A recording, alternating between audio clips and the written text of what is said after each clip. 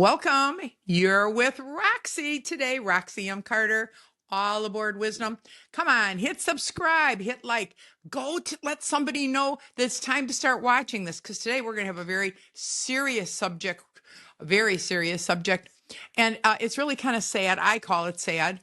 So many things can be sad, but it's not a life sentence. Okay, I'm going to say that before we start. I want you to know if we were in a room, I want you to really hear this. And I've talked in many, many seminars like this before. If I was in a room, any given room, anywhere you would least expect where, and it could even be a church, it could be in some fancy gathering, it could be anywhere. I mean, it could be anywhere, anytime, any place. And today's subject is about sexual abuse, rape, almost raped, and being touched improperly. I'm going to say that again. It's about sexual abuse. It is about rape, almost rape, or being touched improperly. Now, I want you to understand, if we're going back to, if there's a room with 100 people, out of 100 people, there's at least 25 to 30 in any room, anywhere, any walk of life, this has happened to them. Whether it was very young in their childhood, if it was happened in their teen years, it could have happened even as an adult, it could have happened an hour ago. And I want you to understand, more marriages, more relationships, more people that you date, more people that you are married to, more people that are divorced, more people that refuse to even go on dates or have nothing to do with, the opposite sex or whatever anymore. All stemmed. Where does it stem? What is the core? We got to look at the core. Everything is the core because it all trickles back. Everything runs downhill and trickles back to our childhood. As a life coach, I did this professionally for 33 years. My success rate is off the charts. I'm really good at what I do. You have no problem priding yourself. I'm an excellent plumber. I am an excellent artist. I am an excellent mechanic. Well, I am really excellent at what I do, and I've been on TV and radio, write books, guest speaking. I mean, what can I tell you? I mean, I have been out there and talked to literally hundreds and thousands of people, rooms full of hundreds of people at a time. And I'm just telling you, this is a topic we're going to talk about. Did you know your marriage and the way that your marriage is going right now? The reason you ended up divorced, the reason that you can't figure out your girlfriend or boyfriend or what's going on with them or why do they act like they do? I'm going to talk to you about where it came from. And I want you to understand the huge number of people that have been violated. We're going to look at this. We're got to look at this because you know what? Knowledge is power. And all aboard Wisdom, I need to get you aboard with this because now you won't be scratching your head. Gee, I wonder what's wrong with him or her. Now, some people don't want to be touched. Don't touch me too much. Don't touch me too much. It's because they were touched improperly. There's other things. I'm going to show you what can happen in all directions, all ways, what will happen if there was rape, sexual abuse, or you were violated. These are things that will happen. These are the signs of it. And not that you judge it. It's not about judging. It's not finding out, people's little secrets. I'm going to tell you, this will free you because you have to always do the one thing they tell you never to do, the victimizer. Don't you ever tell on me. Don't you ever tell, because you know what? Many times it's in families. It could be a father. It could even be a mother. It could be a sibling. It can be anybody. It could be your babysitter. It could be auntie and uncle. It could be grandma, grandpa. It could be your neighbor next door who always was, baking pies and cookies and looks like the little old grandpa next door. So I'm just telling you, it could be one of your children's friends.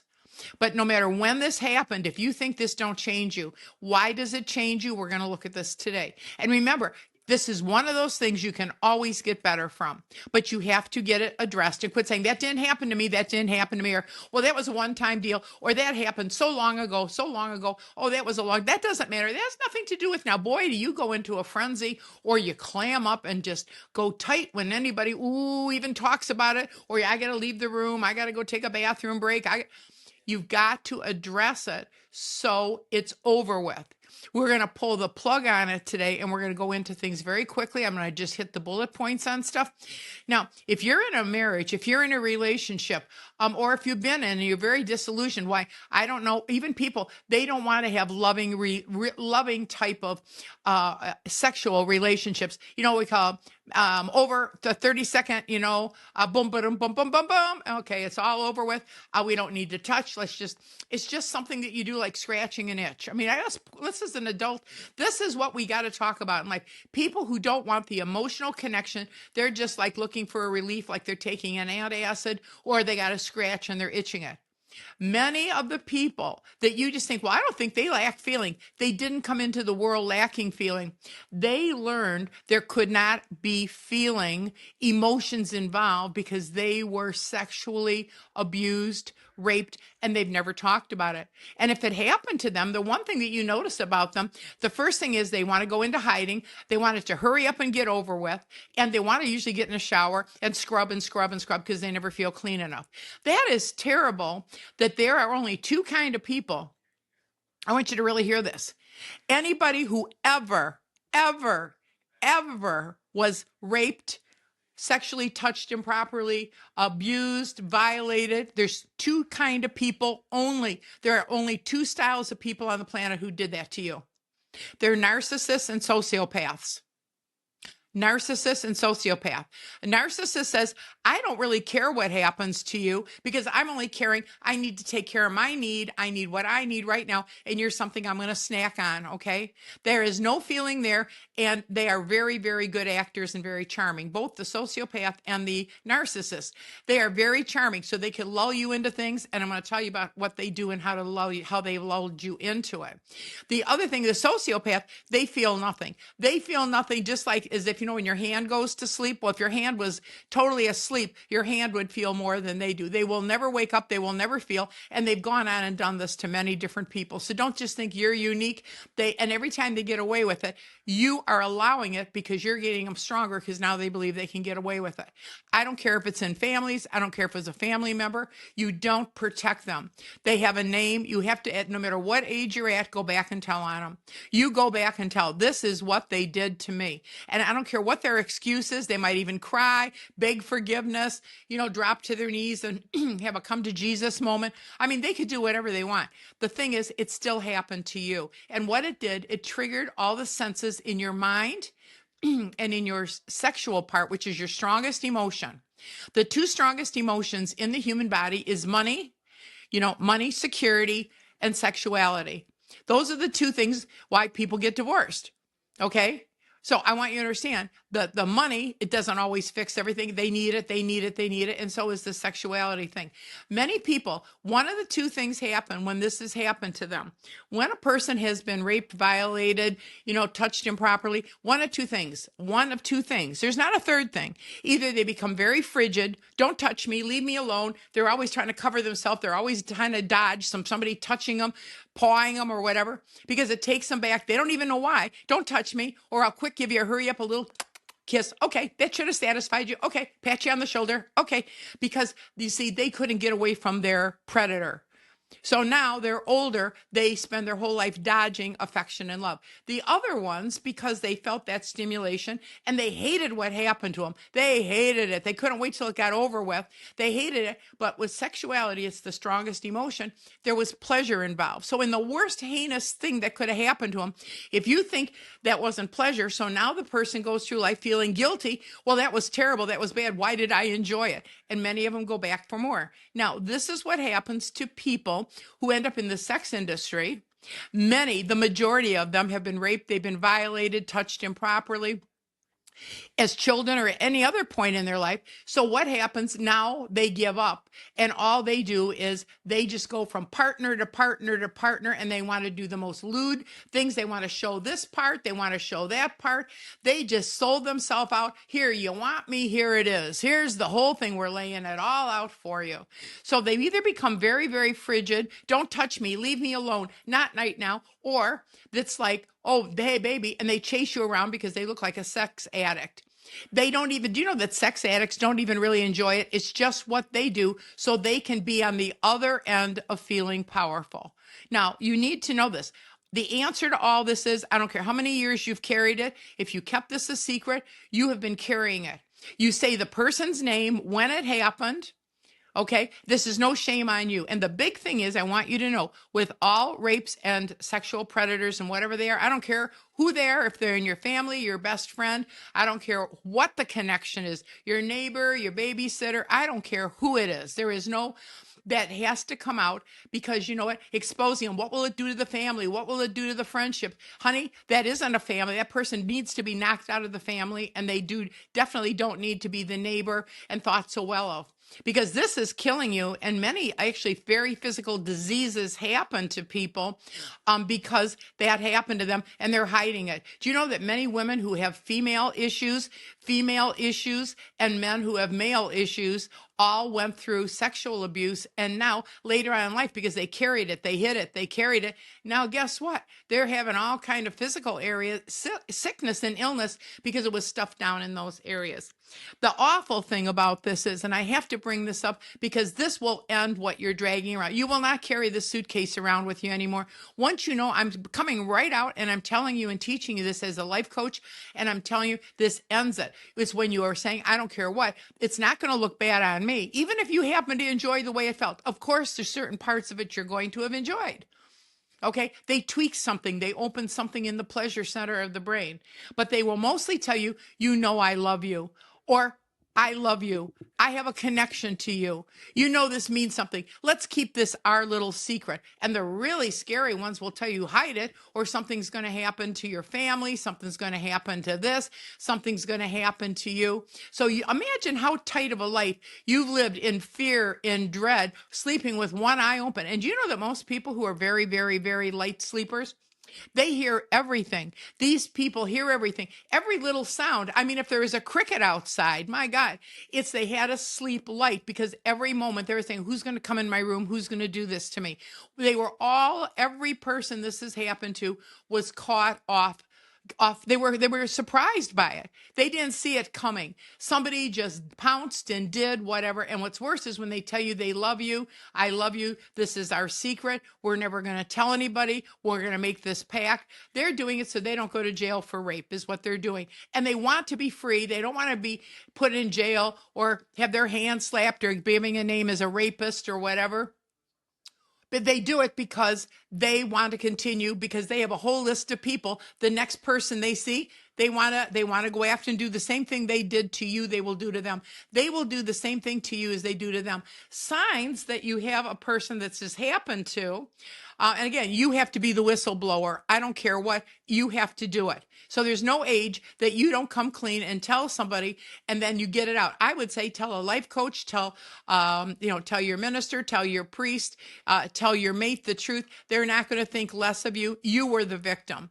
And they're always going to tell you, the worst of the worst ones will tell you, you made me do this. You caused this. You acted sexy. You did this. You set it up. No.